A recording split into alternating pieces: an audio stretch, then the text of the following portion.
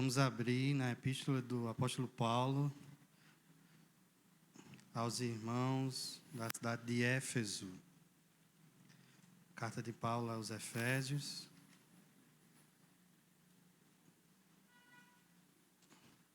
Capítulo de número 2.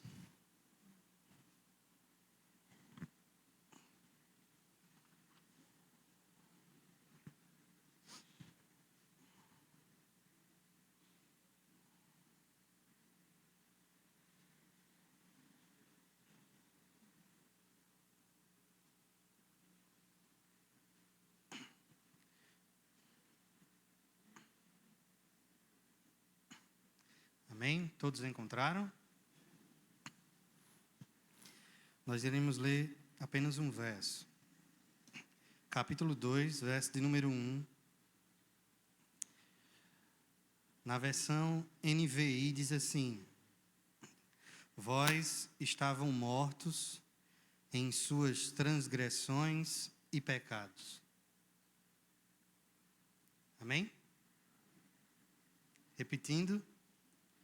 Vós estavam mortos em suas transgressões e pecados.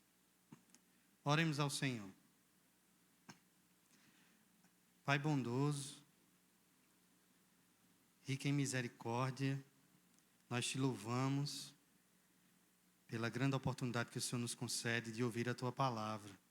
Por isso, ó Deus, na utilização desse tempo, te pedimos que Teu Espírito, ó Pai, possa edificar a Tua igreja, abençoar, Senhor, e iluminar os corações dos que se encontram presentes nesse templo e também daqueles que em casa, ó Pai, poderão assistir essa ministração. Que o Senhor possa utilizar, Senhor, a Tua palavra para a glória do Teu nome, para a edificação da Tua igreja, no nome de Jesus. Amém? Ele vos deu vida. Especificamente, essa porção que intitula esse sermão é o que, na grande maioria das versões, que eu acredito, na versão que você está em sua mão, começa o verso de número 1. Ele vos deu vida, estando vós mortos nos vossos delitos e pecados. Só que, no texto original, no grego, essa porção de que ele nos deu vida não existe. Foi um empréstimo textual retirado do verso de número 5 do capítulo 2, que diz assim: E estando nós mortos em nossos delitos, nos deu vida. Aquele que fez a tradução fez esse empréstimo porque no português algumas pessoas poderiam ter dificuldade de compreender, pois Paulo já inicia o capítulo já com essa sentença, e é uma sentença muito forte. Ele afirma que vós, ou seja, esses da qual, para quem ele escreve, a igreja, estavam mortos nos vossos delitos e pecados.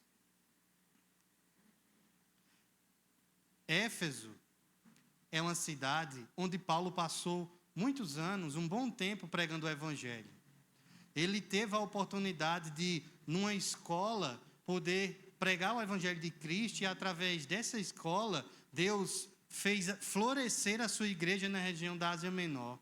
Éfeso era a principal cidade da Ásia Menor, uma cidade costeira, uma cidade de um grande porto, de um grande comércio e, principalmente, uma cidade extremamente religiosa, pois nela havia um grande templo dedicado à deusa Diana. Por conta desse templo, o comércio em Éfeso era gigantesco. E é narrado por Lucas em Atos que, quando Paulo prega o evangelho na cidade de Éfeso por um bom tempo, a cidade passa por uma revolução gigantesca, ao ponto de várias pessoas que se dedicavam a sacrifícios, a ir ao templo de Diana para cultuar a ela, rasgam os seus livros, destrói seus sacrifícios, arrependem-se de seus pecados e creem em Cristo. pois a forma como em Éfeso era feita a adoração a Diana era muito drástica. Os homens, que só eles podiam entrar no templo, eles iam até o templo e no templo haviam prostitutas cultuais. Mulheres com a sua cabeça rapada, onde a forma de adoração era o sexo explícito, não apenas dentro do templo, mas se qualquer um viajante que chegasse em Éfeso, andasse pelas ruas e visse uma mulher dessa e quisesse fazer essa forma de adoração, no meio da rua, elas faziam. Ou seja, irmãos, era algo horrendo.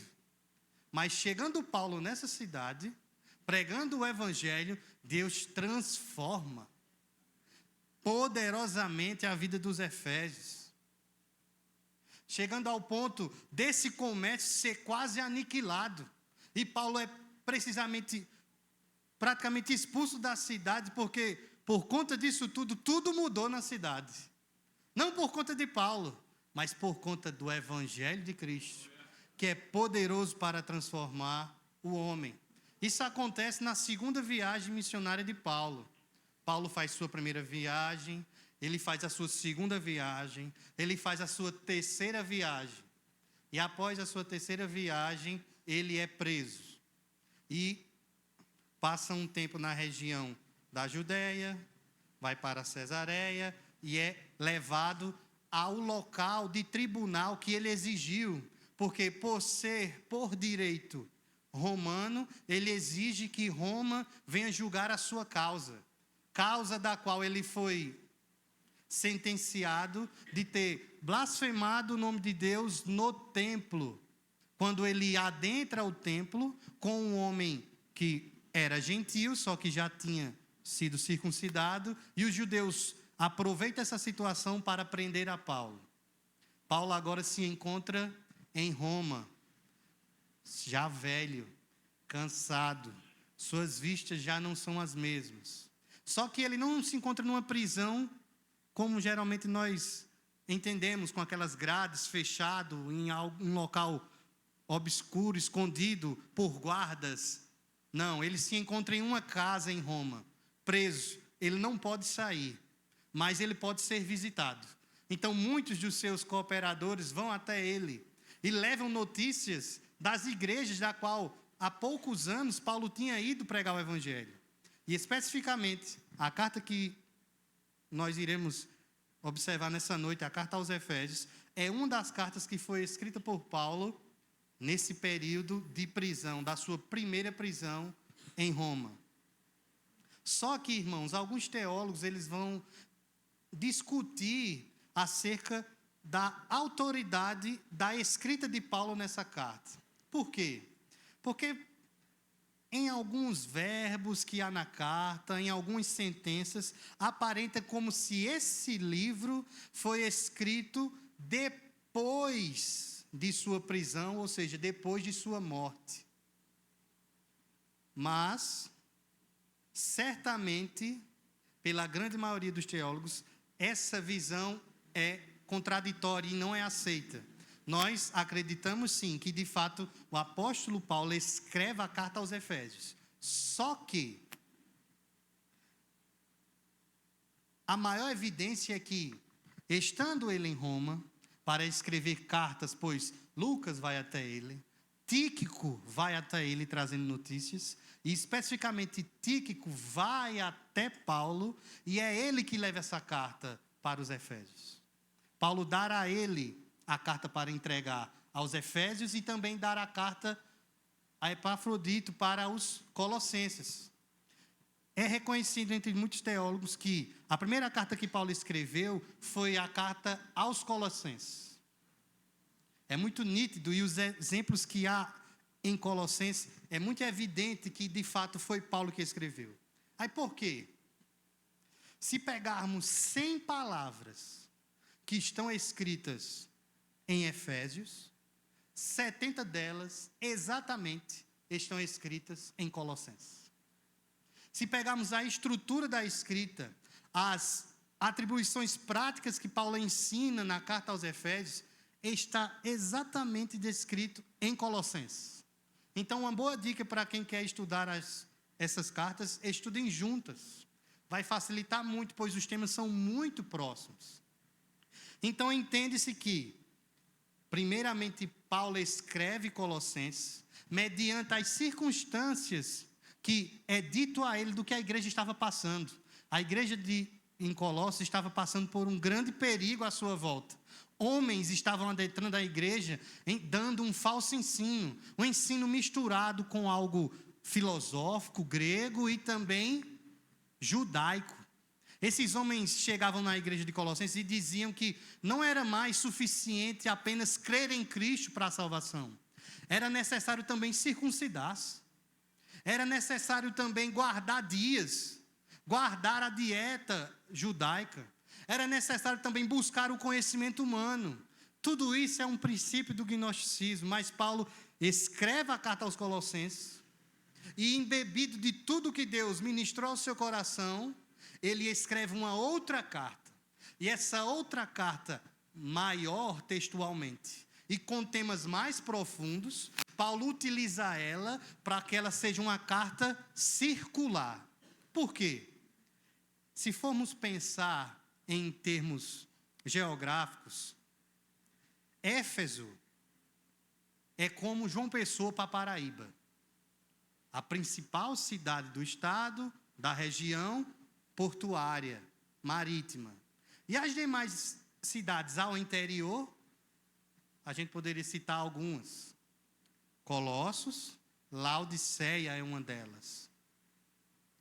E a carta circular aqui, vamos chegar à conclusão que poderia ser Éfeso, pois em Colossenses capítulo 4, verso 15, Paulo diz que está enviando uma outra carta que está vindo de Laodiceia para que os irmãos possam lê-la.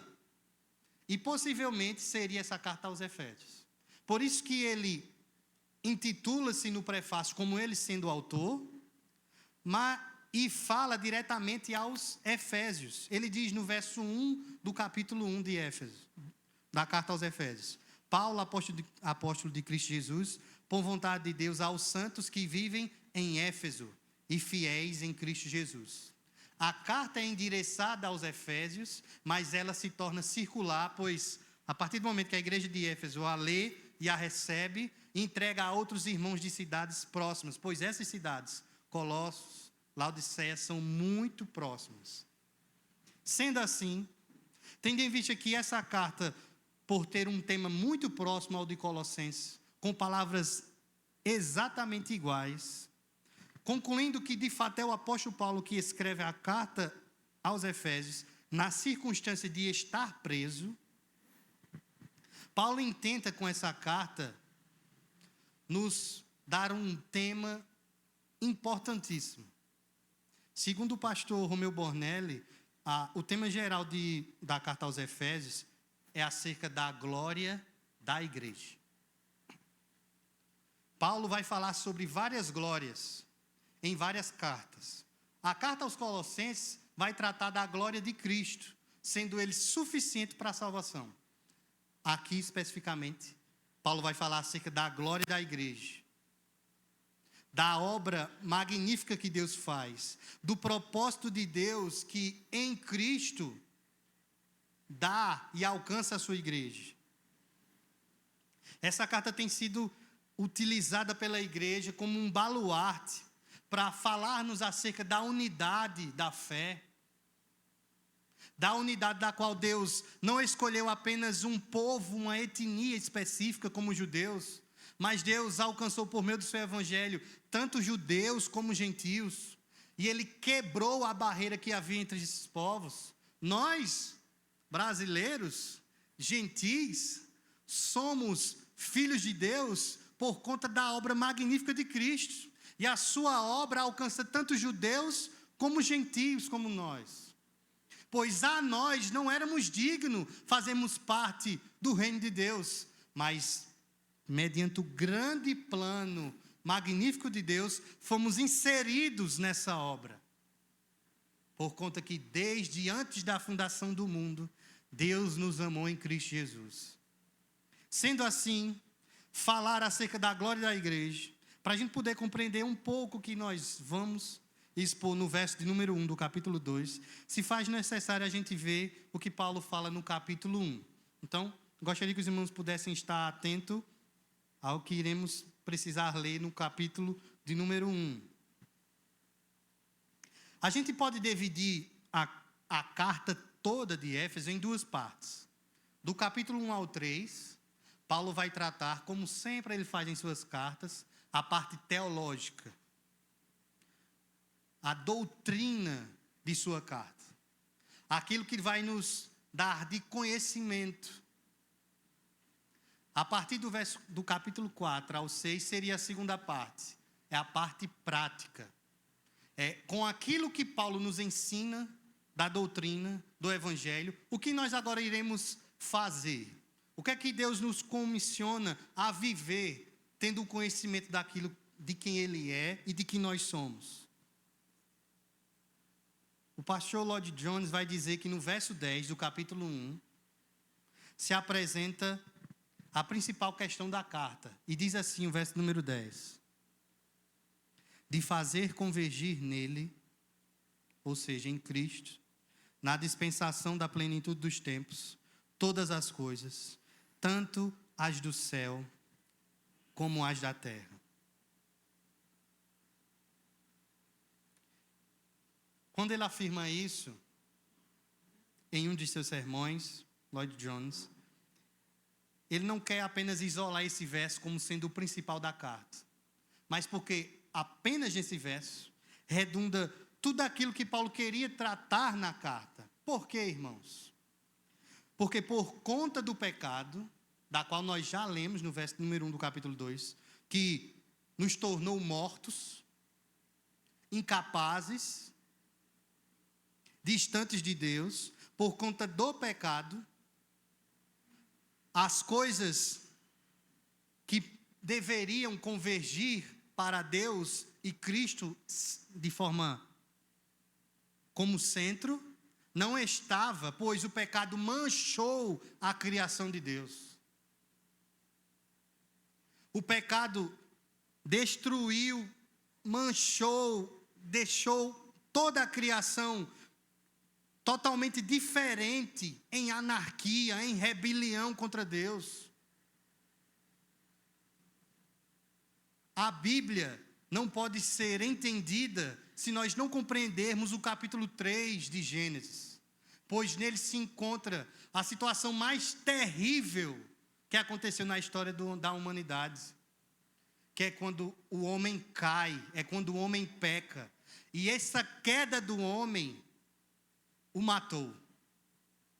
Após Adão comer do fruto que sua esposa o dá, em desobediência plena a Deus, pois Deus ordenou que ele não deveria comer do fruto, essa era a ordem, ele morre. O texto vai dizer que aquele fruto lhe daria o conhecimento do bem e do mal. Mas ao mesmo tempo ele ganhou a morte. Morte tal que impede a partir daquele momento, que nunca mais isso aconteceu, de Deus vir a ter a sua criação e comungar com o homem plenamente.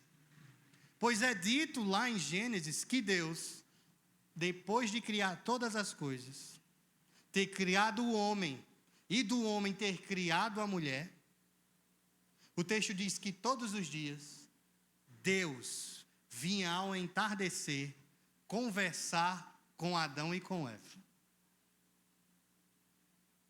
E naquele lugar perfeito, belo, riquíssimo, onde a presença de Deus era notória, não havia nada que podia abrilhantar mais os olhos de Adão e de Eva, pois Deus estava ali. Mas o pecado fez com que eles achassem graça ao fruto. Pois na realidade, irmãos, o que houve no sentimento de Adão e de Eva, não foi apenas ter o conhecimento do bem e do mal. Na realidade, o que eles quiseram foi se tornar igual a Deus. Esse foi o pecado de Adão e Eva. Pois só Deus tem um conhecimento do bem e do mal. E Ele sabe lidar com o que é bem e com o que é mal. Sendo assim, por conta dessa condição que todos nós estamos, pois segundo o que lemos, vós estavam mortos em suas transgressões e pecados. Esse plano de Deus, que é de Deus, único e exclusivo. Pois Deus podia muito bem, no Éden, ter destruído todas as coisas e refeitas de novo. Pois por conta do pecado, manchou a criação de Deus. Irmãos, toda a obra de Deus, o planejamento, aos olhos humanos, se encerrou no capítulo 3. Mas de forma alguma isso aconteceu. Pois o plano de Deus estava além da queda do homem. Deus já tinha um plano superior à queda. O texto vai dizer que quando o homem se coloca diante de Deus com vergonha, pois estava nu, Deus o pergunta quem o disse que ele estava nu. E questiona a mulher quem deu o fruto. Questiona o homem por que comeu do fruto. Deus não destrói Adão e Eva naquele momento. Ele pega um animal e sacrifica o próprio Deus, simbolizando o que faria muitos anos depois, através de seu filho. Ele mata o animal, ele emola o seu sangue, ele pega o couro desse animal e faz vestes para Adão e para Eva. E esse ato sacrificial perdoa os pecados de Adão e Eva. E possibilita eles ali estarem na presença de Deus. Mas por conta do seu pecado, Deus dá a sentença. O homem irá morrer, a mulher enfrentará dores no parto, e o homem, do seu suor, ganhará o seu pão. Não terá mais agora a presença de Deus plena em sua vida. Agora, ao entardecer, não importava o que Adão e Eva fizessem, Deus não mais voltaria para os visitar. Vocês compreendem isso, irmãos? Adão estava com Deus. Adão ouviu a Deus. Depois de muitos anos, milhares de anos, também em um entardecer, na Judeia, precisamente no Monte do Calvário, Cristo Jesus, crucificado, entrega o seu Espírito ao Pai. E a partir de agora o véu é rasgado. E não é mais o Éden aonde Deus estaria presente para comungar com os seus.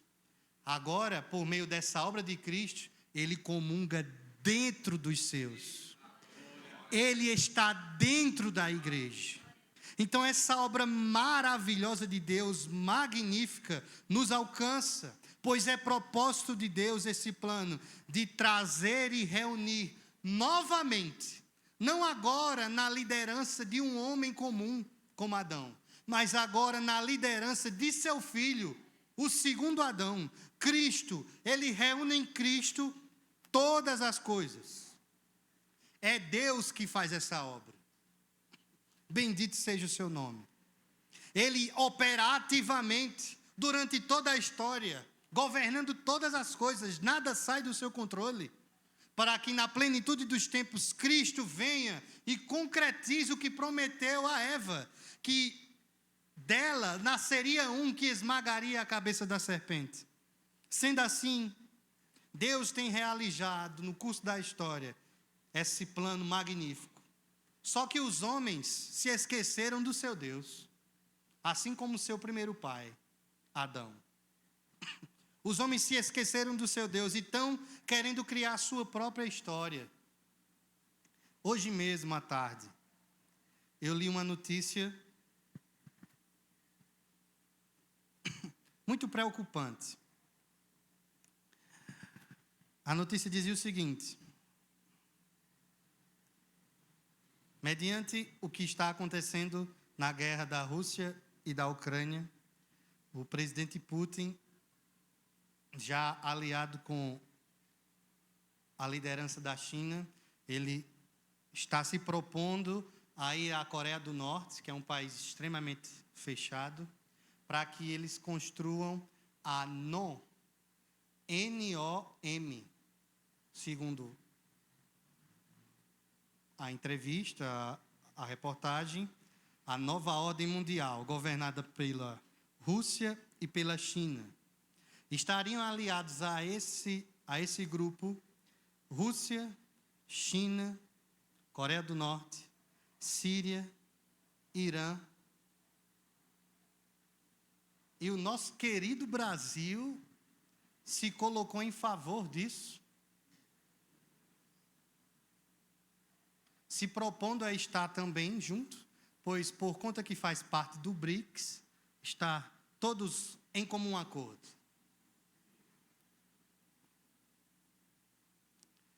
O coração do homem pode fazer planos, mas a sentença final vem de Deus. Independente, irmãos, do que o curso da história ande e se dirija, Deus é Deus. Nada mudará. Ainda que sejamos levados ao sofrimento, bendito seja Deus. Que tamanha honra para nós seremos sofrer pelo nome de Cristo. Sabendo, irmãos, que esses dias estão próximos. O homem pode sim tentar criar a história da sua vida. Essa história visível que estamos vendo. Mas a história verdadeira que está sendo governada é a de Deus. São as escritas da mão de Deus que têm governado toda a humanidade.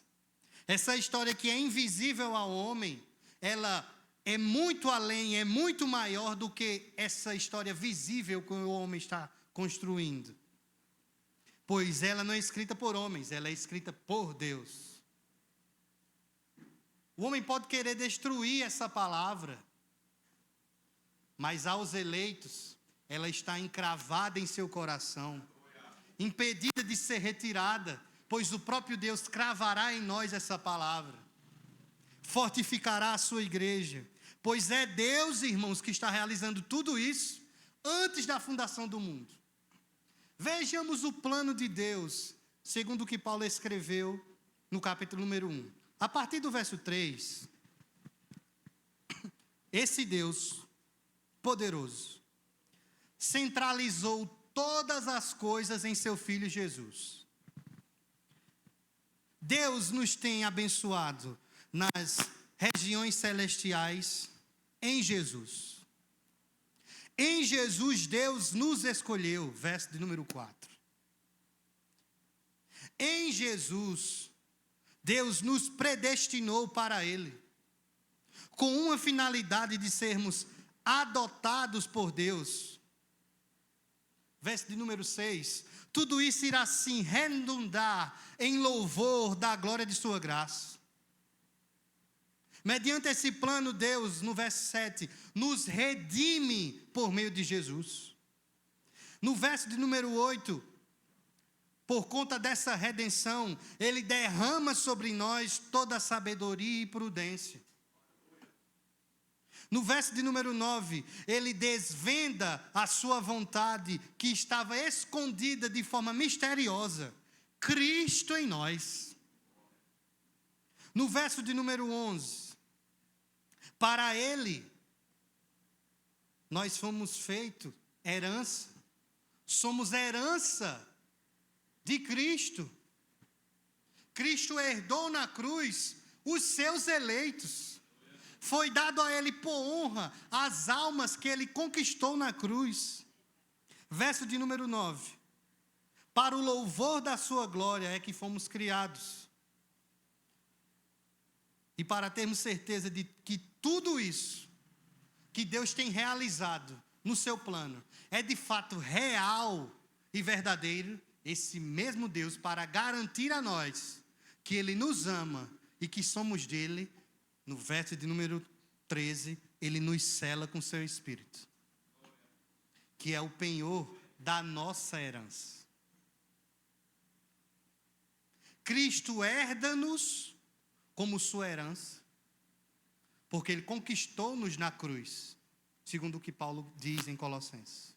E nós herdamos aquilo que Ele conquistou na cruz, a salvação, pois não éramos dignos. Pense aí, irmãos. Certa criança, nascida de um relacionamento conturbado, sua mãe a rejeita e a joga em um local. E certo homem, passando nesse local, olha para essa criança. E segundo a lei dos homens, escolhe ela e o adota. A partir daquele momento, todos os bens desse homem, tudo que ele tem, agora é herdado por essa criança que não nasceu dele, que não é seu filho, mas por adoção ele recebe e tem direito de tudo. Nós não fomos eleitos por Deus por sangue, por etnia. Nenhum de nós aqui é judeu. Nenhum de nós é descendência de Abraão, nascido de fato de judeu. Mas por fé, Deus nos deu esse direito. Pela graça que há em Cristo Jesus, Deus nos concedeu isso, pois estávamos mortos. Tudo isso Deus realizou nessa obra magnífica. E Paulo descreve rapidamente, porque nós não temos tempo, fala isso do verso 3 ao 14. Após ele apresentar essa grande obra de Deus para com a sua igreja, Paulo vai orar a Deus em prol dos Efésios. A partir do verso número 15 ao 23, se encontra a oração de Paulo aos Efésios. Primeiramente, ele começa dando graças a Deus, agradecendo a Deus, porque só Deus poderia fazer o que fez em Éfeso. Vocês lembram que eu disse que a cidade era completamente devassa e religiosa, idólatra? Só Deus pode convencer o idólatra. Só Deus pode levar ao arrependimento o coração do perdido. E Deus fez isso aos irmãos de Éfeso. Deus fez isso convosco, irmãos. Só Deus para transformar um coração como o de vocês. Que olhando para vocês, vocês são belos demais. Mas Deus vos conhece, como Deus me conhece. E só Deus para nos amar, e Ele nos amou em Cristo Jesus, bendito seja o seu santo nome. E Paulo agradece a Deus pelo que Deus fez pelos Efésios, e faz 2 pedidos a Deus, e claramente é descrito entre o verso 15 e o verso 23. O primeiro pedido que Paulo faz se encontra no verso 17. E o pedido é que Deus os dê espírito de sabedoria e de revelação do pleno conhecimento de Deus. Que interessante, irmãos. Dificilmente nós vemos pedidos assim hoje. Nós pedimos muito por saúde, por bens, por emprego, por algo que está nos afligindo. Paulo orava para que os irmãos tivessem o pleno conhecimento de Deus. Agora imaginemos, irmãos, quem é Deus? Quem é Deus? Para que possamos conhecer Ele plenamente. Veja o tamanho do pedido que Paulo fez a Deus. Naturalmente, isso é impossível, que o homem conheça a Deus plenamente. Mas a intenção de Paulo é que Deus inunde eles tão plenamente de seu conhecimento, que tudo isso redunde para eles como sabedoria. Ou seja, segundo o apóstolo Paulo, para podermos sermos homens sábios, instruídos pelo dom do Espírito, temos que ter o conhecimento de Deus. Sem conhecer a Deus, não teremos sabedoria. Tiago vai dizer que Deus dá sabedoria a quem pedir. Mas segundo Tiago, para Ele nos dar sabedoria, Ele nos provará. Ele provará a nossa fé. E nós fomos feitos para conhecer a Deus, para glorificar a Deus. Então, irmãos, se você quer ser um crente firme, verdadeiro, que ama a Deus e que honra a Deus, você precisa conhecer a Deus, para poder o agradar. E assim você se tornará sábio. Mas, contudo, será necessário passardes por sofrimento. Então, se queres conhecer a Deus, prepare-se para sofrer. Por isso, irmãos, que muitas igrejas não querem conhecer a Deus e não pregam a Deus. Pregam o quê? Facilidades. Vida mansa, carteira cheia, chave de carro e de casa. O Evangelho não foi nos dado para a vida fácil. O Evangelho foi nos dado para a morte. Para você morrer e Deus lhe dar a vida. Por isso, vós estavam mortos nos vossos delitos e pecados. Então, esse primeiro pedido de Paulo, para que Deus venha nos encher de pleno conhecimento de Deus, pois através do conhecimento de Deus, o Espírito Santo irá nos conceder sabedoria. Paulo ora primeiro pedindo para que Deus nos dê sabedoria, porque sem sabedoria a gente não vai compreender essa riqueza grandiosa do Evangelho. E é necessário termos sabedoria, conhecermos a Deus, pois seria impossível para nós, homens comuns, conhecer a dimensão da glória de Cristo. Vejam que por muitos anos, cerca de 3 anos, os discípulos estavam diante de Jesus, viram grandes obras, e no final de tudo temeram, fugiram. Só um ficou. Em outra vez, todos estavam ali, viram a grande obra de Jesus. Na hora da ceia, Jesus disse que vai para o Pai, e Filipe olha para Jesus e diz: mostra-nos o Pai. E Jesus fala: até agora tu não viu o Pai? Eu e o Pai somos um. Assim como nos discípulos somos nós. Não ache você diferente de Pedro ou de Tomé. Muitas vezes você tem vivido uma vida semelhante aos discípulos. Está com Jesus, mas parece que não está vendo Ele no seu barco. Chama por Ele. Meio que desacredita: Senhor, só tem poucos pães e poucos peixinhos, como é que a gente vai se alimentar? Senhor, o que é que eu vou fazer da minha vida? A minha sogra está enferma. Assim como os discípulos, estamos muitas vezes dispersos, dormindo ao orar.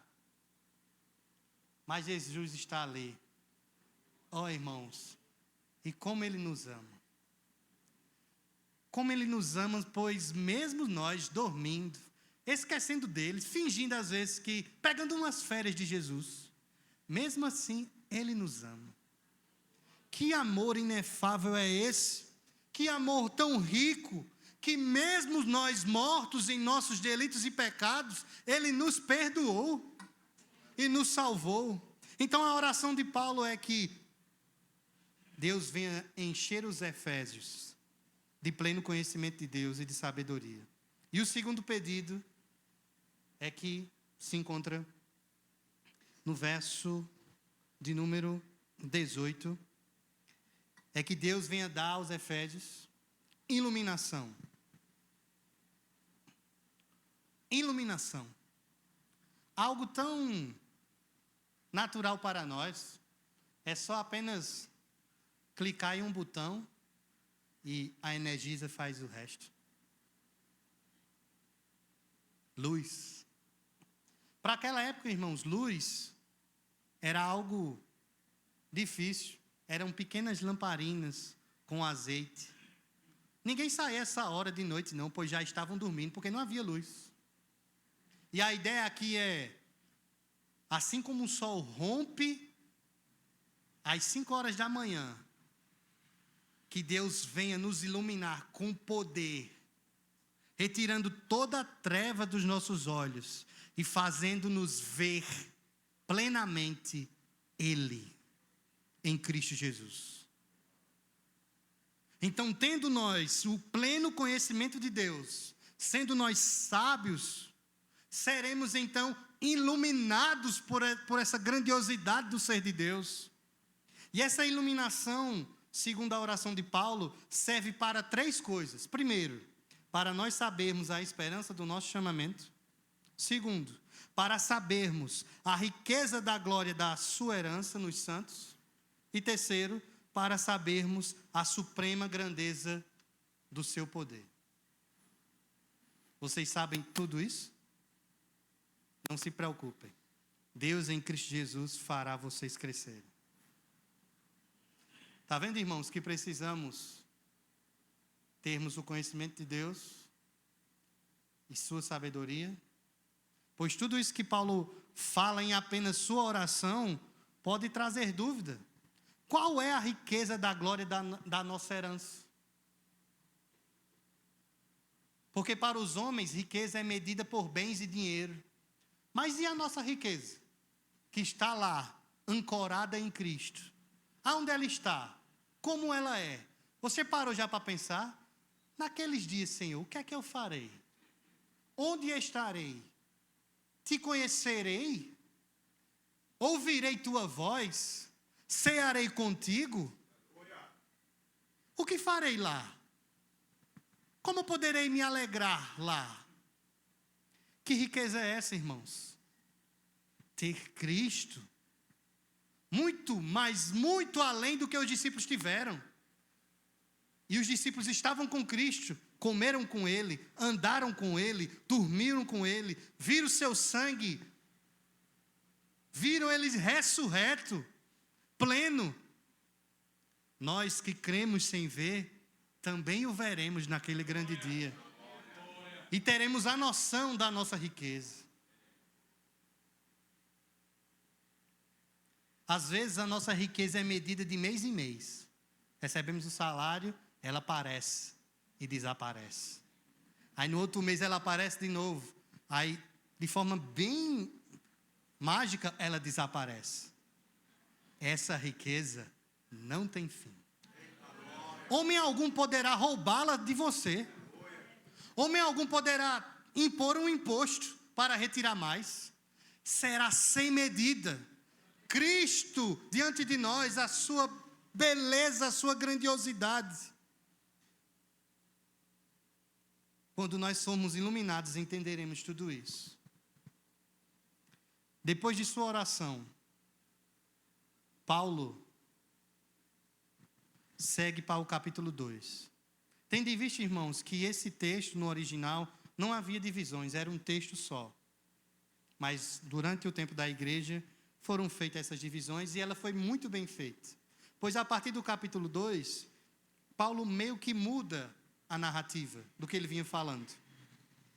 Após falar a sua oração e o desejo que ele tinha de tudo que Deus viesse fazer pelos Efésios, ele nos diz que vós estavam mortos em suas transgressões e pecados, em seus delitos e pecados.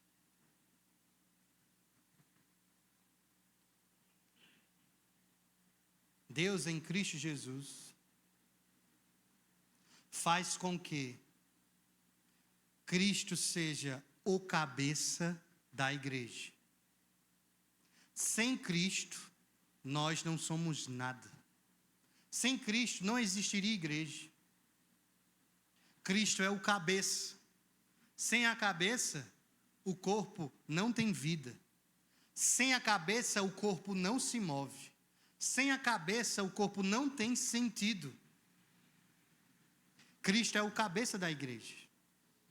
E da igreja, ela recebe toda a nutrição da cabeça.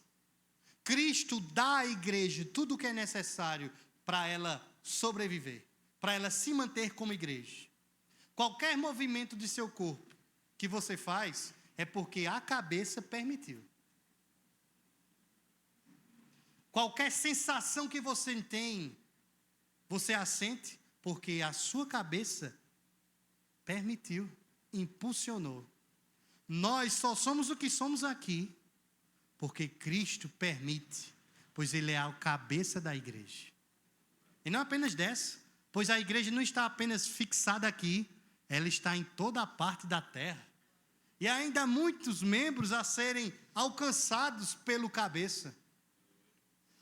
Após a intercessão de Paulo, no capítulo 1, o apóstolo vai falar acerca do poder de Deus, que foi demonstrado através de seu Filho Jesus. E ele nos diz, verso número 1 do capítulo 2. Agora na tradução, comumente, ele vos deu vida, estando vós mortos nos vossos delitos e pecados. Semelhante o que Paulo faz em Romanos, no capítulo 1 ao capítulo 8, Paulo não apresenta de imediato a graça de Deus, a glória, a sua beleza. Paulo primeiro mostra o drama, a dor, o sofrimento, a situação real que a humanidade se encontra. A humanidade se encontra morta. Em Colossenses, capítulo 1, verso 21 e 22, diz o seguinte: E a vós outros também, que outrora éreis estranhos e inimigos do entendimento pelas vossas obras malignas, agora, porém, vos reconciliou no corpo da sua morte, mediante a sua morte, para apresentar-vos perante ele santos, inculpáveis e irrepreensíveis. O problema do homem, irmãos, não é simplesmente o fato dele se encontrar em desarmonia aqui, em guerras, em angústias, em facções, mas é porque eles estão alheios de Deus. Eles estão distantes de Deus. No capítulo 4, verso 18 da carta aos Efésios, Paulo fala que obscurecidos de entendimento, alheios à vida de Deus por causa da ignorância em que vivem, pela dureza de seu coração. Era assim que nós nos encontrávamos, cegos, em trevas, esquecidos de Deus, não lembrávamos dele, não queríamos nos relacionar com ele, vivíamos de forma ignorante, amando os prazeres da carne, amando saciar a sua própria vontade, duro de coração. Mas Deus, que é rico em misericórdia, segundo o que diz o verso número 4 do capítulo 2. Mas Deus, sendo rico em misericórdia, por causa do grande amor com quem nos amou, e estando nós mortos em nossos delitos, nos deu vida juntamente com Cristo. Pela graça sois salvos. Ele vos deu vida. Sendo assim, irmãos, como poderemos saber se de fato Deus em Cristo nos deu vida? Porque todos aqui que se encontram aqui afirmam que creem em Cristo. Amém? E se essa afirmação é real, é porque Cristo vos deu vida. Mas no texto bíblico nós iremos ver algumas evidências se de fato Deus nos deu vida. E como nós poderemos saber se Deus de fato nos deu vida? Primeiramente, se Deus nos deu vida, é porque nós estávamos mortos. Mortos, presos numa condição por conta ou por causa de nossos delitos e pecados. Ou seja, por conta da queda, por conta de Adão, ele e todos os seus descendentes se encontram, já que nascem, mortos. Deus, de forma bela, deixa na criação uma evidência de algo que aparenta estar vivo, mas para ter vida precisa morrer. É a semente. Se você pegar qualquer grão que existe, você olha para ele, e você pode pegar esse grão, e alimentar-se desse grão, e achar que pelo fato de comer desse grão, esse grão está lhe dando vida. Nós iremos ver de fato a vida que um grão pode dar quando esse grão morre. Quando colocamos ele no pó da terra, regamos e com o tempo necessário nós iremos entender a vida verdadeira que o grão, que Deus fez para que o grão dê. Quando nós pegamos uma fruta e dentro dela há uma semente, às vezes uma semente pequenininha, você come o fruto e veja a beleza do que Deus fez, irmãos. Pois, segundo a biologia, a árvore que dá o fruto, a carnosidade do fruto, serve para quando o fruto amadurecer tanto, ele caia e aquela carnosidade sirva como alimento para a semente, quando adentrar a terra, puxe esses nutrientes para formar de novo uma nova planta. E assim essa nova planta cresça e dê mais frutos. Evangelho de João, capítulo de número 15.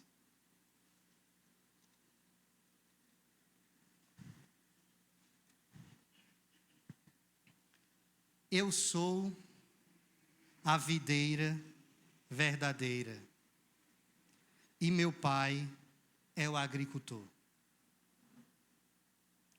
Todo ramo que estando em mim não der fruto, ele o corta. E todo o que dá fruto limpa, para que produza mais fruto ainda. Vós já estáis limpos pela palavra que vos tenho falado. Permanecei em mim, e eu permanecerei em vós. Como não pode um ramo produzir fruto de si mesmo, se não permanecer na videira? Assim nem vós o podeis dar, se não permanecerdes em mim. Eu sou a videira, vós os ramos. Quem permanece em mim e eu nele, esse dá muito fruto, porque sem mim nada podeis fazer.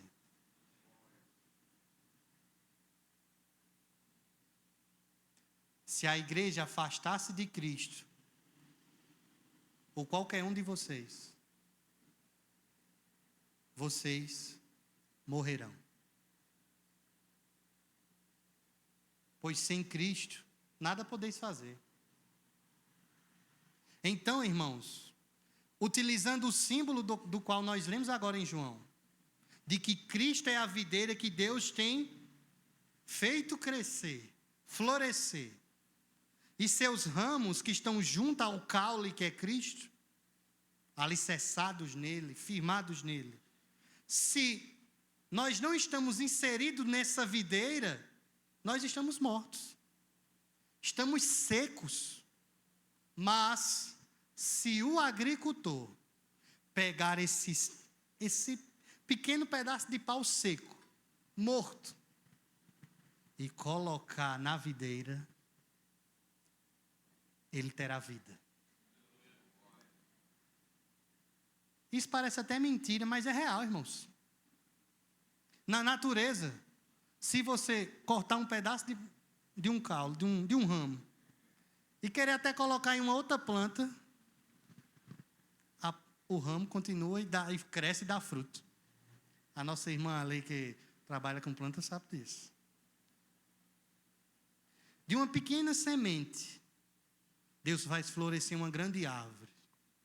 De um pequeno fruto como uma uva, Deus faz florescer uma grande videira. Cristo Jesus. E o interessante, irmãos, é Cristo utilizar o exemplo da videira. Uma planta que não é gigantesca. Ela é fininha, aparentemente frágil. Precisa estar presa em uma treliça, em um local para ela se sustentar. Mas os seus ramos dão um fruto tão saboroso. E o fruto desse ramo não é apenas um, são vários encaixados. E Deus nos comissiona a sermos uma igreja viva, que dê fruto. Pois se Cristo está em nós, e precisamos progredir, precisamos crescer. Então, como poderemos saber se Deus em Cristo Jesus nos deu vida? Se fomos inseridos de fato na videira? Como? Primeiro, sabendo que nós estávamos mortos por conta do nosso delito e pecado. Os homens foram feitos à imagem de Deus para viver como os filhos em sua família, estando consciente, pleno de sua presença, pois Deus os visitava todos os dias, regozijando-se em direção ao Senhor.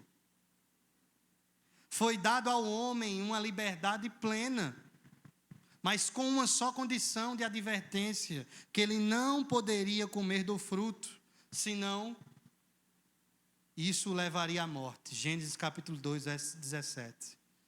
Essa morte, ela não é apenas física, pois todos nós aqui passaremos por ela, se Cristo não voltar. Se existe uma certeza, irmãos, que temos, é de que todos nós iremos morrer. Mas existe uma outra sentença que já foi nos falada, é que já estamos mortos, se não temos a Cristo. A morte física é apenas o selar da morte que já temos, que é a morte espiritual. Portanto, se queremos saber se estamos vivos de fato,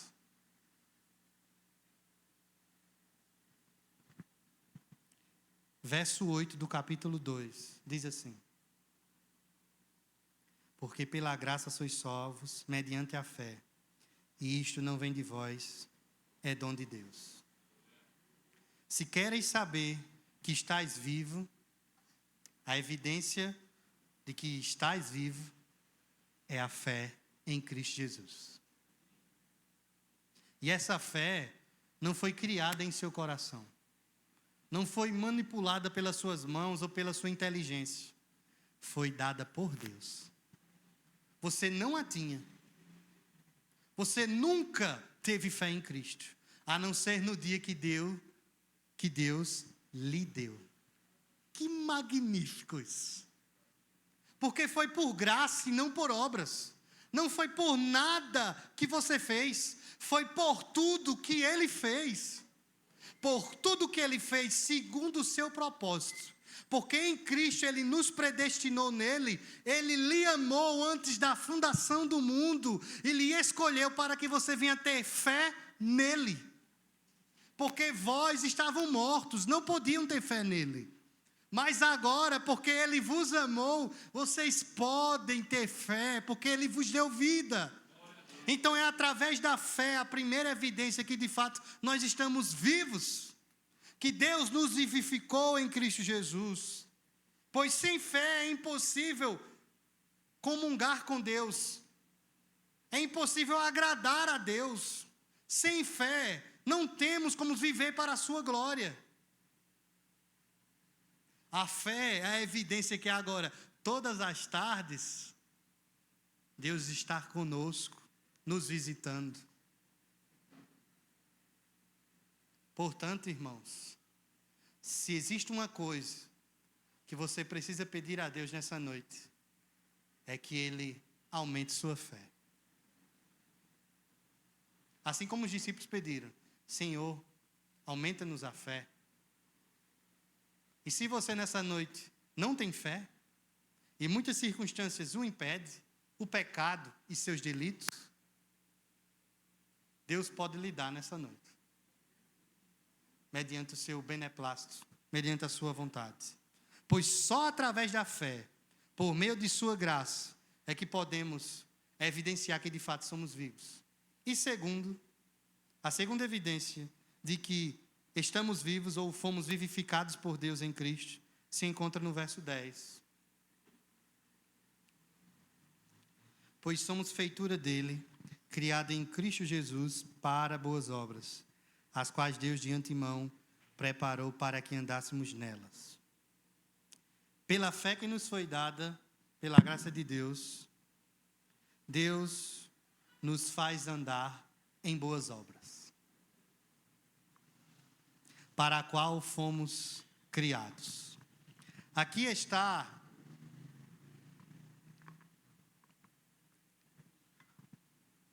um dos temas muito estudados pelos teólogos, pois o apóstolo Paulo, nas suas argumentações, afirma que através da fé, por causa da fé, é que vivemos e praticamos boas obras. Não é através da obra que alcançamos fé e salvação. É porque Deus nos deu vida, pela sua graça nos escolheu e nos deu a fé, é que nós vivemos e temos uma prática concisa com o evangelho do nosso Senhor Jesus. Então não é o que você faz que lhe faz dar mérito de naquele dia ver a Deus e estar com Ele. Não, foi o que Cristo fez. E por conta do que Cristo fez, em honra, em amor, em gratidão, eu vivo para a sua glória. Então Deus nos convoca como igreja, ser uma igreja de fé e de prática. Não apenas de palavras, mas em ação e verdade. Não apenas afirmando que ama o próximo, mas vivendo, agindo. Porque a fé foi nos dada por Deus com a finalidade de nós vivermos e termos uma prática de boas obras. Então, a partir de agora você já pode saber se de fato você tem vida de Deus em você. Se você crer que Cristo é o Salvador, se você entende que é um pecador, carente da graça de Deus, se você compreende que por conta dessa condição que você já nasceu morto, Cristo é a única e exclusiva meio da qual Deus utiliza para perdoar esse pecado, então essa fé, essa compreensão que é Deus que dá, é uma evidência que você está vivo e não morto. Mas se você, pelo seu mérito mesmo, próprio, quer agradar a Deus, através de campanhas, através do que for preciso que o homem crie para querer agradar a Deus, se você rejeita Cristo e adiciona alguma coisa, na realidade isso é uma evidência que você está morto. E se você está morto, a única solução é arrepender-se do seu pecado, crer em Cristo, e Deus vos dará vida. Nessa noite, irmãos, muito mais do que um convite para crer em Cristo, é você analisar como anda a sua vida. Muito além do que apenas levantar as mãos, é você centrar e pensar e reter na sua vida todas as suas obras. O que você fala, o que você pensa, o que você anda fazendo. E assim como na matemática, botar um igualzinho no final e ver se tudo isso é igual a Cristo. E fazer a balança. Pois se nós não estivermos nessa medida, nós estamos mortos. Cristo precisa estar no outro lado da equação. Na sua vida. E para Cristo estar na sua vida, Deus, só Ele pode fazer isso. Então se você se encontra perdido, se encontra desesperado por isso, clame a Ele, pois eu nada posso fazer. Ninguém aqui pode fazer nada a não ser Deus. O que podemos fazer é te dizer e anunciar o Evangelho. Arrependa-se. Deixe essa vida. Cristo está próximo de voltar. E só os que estão no ramo, ligado à videira, é que serão salvos. E se você se encontra no ramo e não está dando fruto, segundo o que Jesus disse, você será cortado e morrerá. Que Deus em Cristo Jesus nos ajude. E que isso seja realidade em nossa vida. Uma vida de arrependimento. Uma vida de amor a Deus em todas as coisas. De uma entrega plena. De uma vida que se dá pelo irmão, que se dá pela obra, que se dá pelo perdido. Vejamos, irmãos. Ainda essa noite, muitos de nossos irmãos estão retornando de uma ação missionária no sertão da Paraíba. Bendito seja Deus por isso. E você? Continuará vendo os portais das internets, as notícias, os Instagrams, as mensagens, os vídeos? Continuará pegando seu ônibus ou seu carro, fazendo a sua comida diária, vivendo essa vida apequenada, buscando glória para si?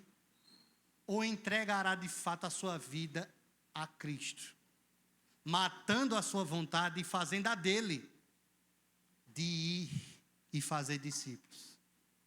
Irmãos, acabou o tempo de brincarmos. Está às portas a volta de Cristo.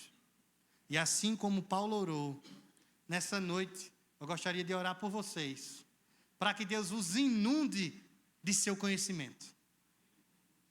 Para que essas cadeiras que estão vazias estejam cheias de pessoas que por meio da sua vida foi alcançada.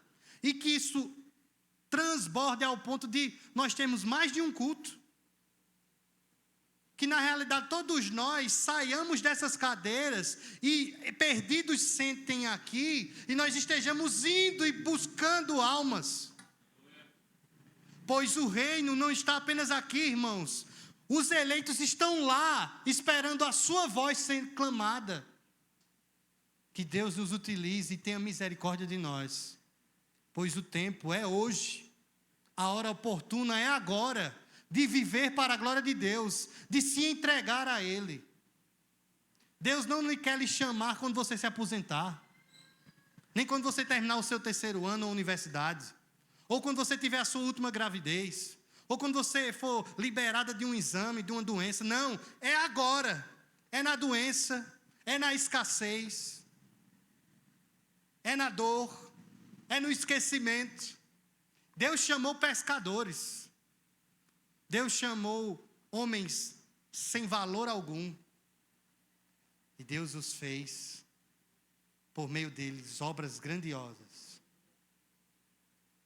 E por meio de vós, Deus poderá realizar obras grandiosas na face dessa terra.